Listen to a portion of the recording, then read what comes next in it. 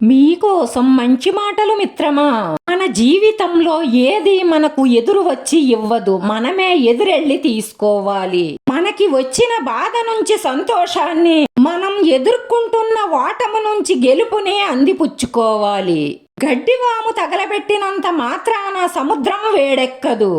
ఎవరో మిమ్మల్ని తప్పు పట్టారనో వేళన చేశారనో మీ మనసుని ఎప్పుడూ బాధ పెట్టుకోకండి.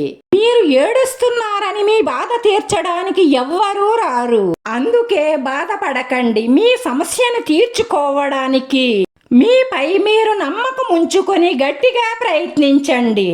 తప్పకుండా మీ సమస్యకు, మీ బాధకు పరిష్కారం దొరికి తీరుతుంది. మీ సంతోషంలో భాగం పంచుకోవడానికి చాలా మందే ఉంటారు, కానీ నీ బాధలో భాగం పంచుకున్న వాళ్ళు మాత్రమే నీ మనసుకు బాగా దగ్గర వాళ్ళు అవుతారు.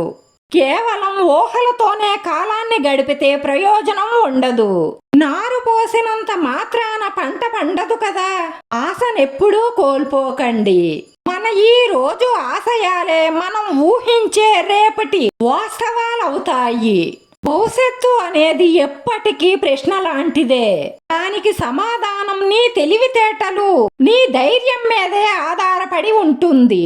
నేను క్షమించాను అంటే దాని అర్థం ఇతరుల ప్రవర్తనను అంగీకరించాను అని కాదు.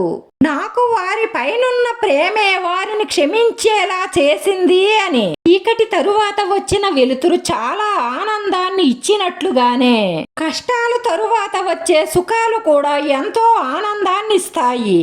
నిజాయితీగా ఉండడం అంటే యుద్ధం లాంటిది.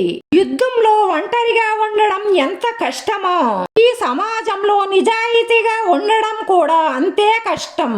ఎంత ఆకలితో ఉన్న సింహం గడ్డిని మెయ్యదు. అలాగే కష్టాల పరంపర చుట్టుముట్టిన ఉత్తమమైన వారు నీతి తప్పరు.